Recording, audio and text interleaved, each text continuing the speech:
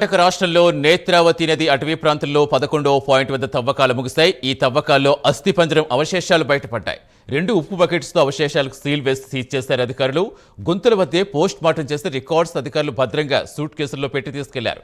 దీనిపై మరింత సమాచారం మా కరెస్పాండెంట్ రవివర్మ అందిస్తారు.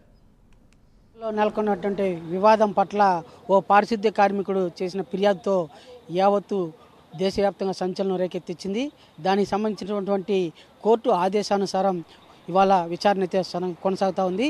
ముఖ్యంగా నేత్రావతి నదీ పరివాహక ప్రాంతాల్లో శవాలను ఖననం చేసినట్లుగా కూడా పారిశుద్ధ్య కార్మికుడైతే కోర్టు ముందు వాంగ్మూలం ఇచ్చారు.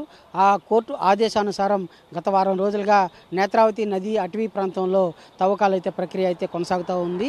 దాదాపు ఈ తవ్వకాల ప్రక్రియలో భాగంగా 6, 8, 9 తవ్వకాల ప్రాంతాల్లో పాయింట్లలో దాదాపు అక్కడ ఉన్నటువంటి ఆ ప్రాంతాల్లో తవ్వకాల్లో అవశేషాలు ఇదివరలోనే లభించినట్లు కూడా పోలీసులు అయితే పేర్కొన్నారు.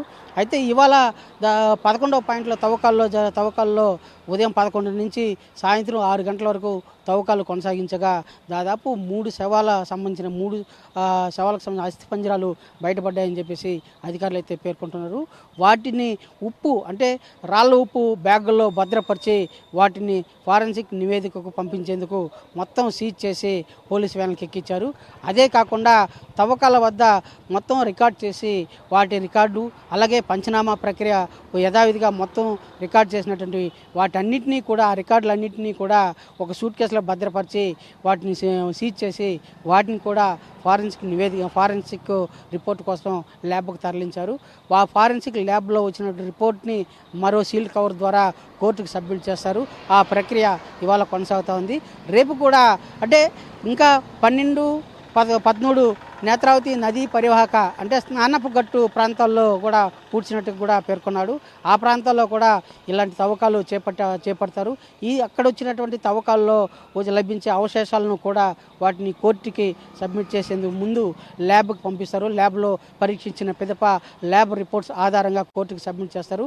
అదేవిధంగా మరోవైపు ఇక్కడ ఉన్నటువంటి ఈ ధర్మస్థలంలో ఉన్నటువంటి పోలీస్ స్టేషన్లో మిస్ అయినటువంటి వారి యొక్క 2014 ముందు మిస్ అయినటువంటి రికార్డులన్నింటినీ కూడా సేకరించి వారి యొక్క వివరాలు, వాళ్ళ తల్లిదండ్రుల వివరాలు, పిల్లల వివరాలు వీటన్నింటినీ కూడా పొందుపరిచి ఈ నివేదికను కూడా కోర్టుకు సబ్మిట్ చేస్తారు. ఫారెన్సిక్ నివేదిక ఆధారంగా ఫారెన్సిక్ రిపోర్ట్లో వచ్చినటువంటి డిఎన్ఏ రిపోర్టు అలాగే వీళ్ళ పేరెంట్స్ ద్వారా డిఎన్ఏ సేకరించి ఈ డిఎన్ఏ రిపోర్టు ఆ ఫారెన్సిక్ రిపోర్ట్ ద్వారా వచ్చే డిఎన్ఏ రిపోర్టు 2 టాలీ అయిన పిదప కోర్టు తుది నిర్ణయం తీసుకునే అవకాశం ఉంది.